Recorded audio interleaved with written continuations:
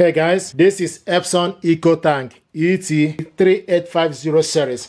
I'm going to show you how to reset this printer to factory default setting.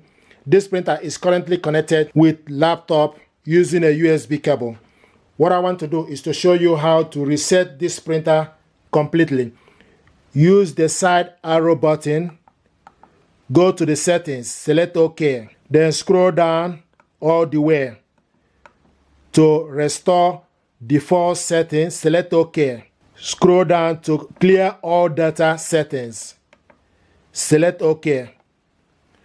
Clear all data and restore default setting. It may take several minutes.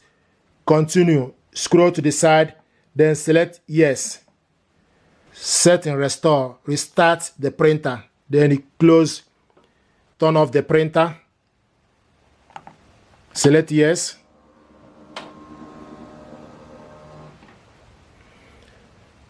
Now the printer is switched off.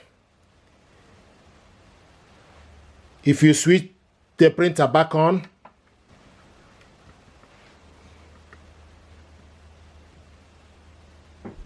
then you need to start afresh and put the language and set up the printer. This is how to restore the factory default setting for this printer.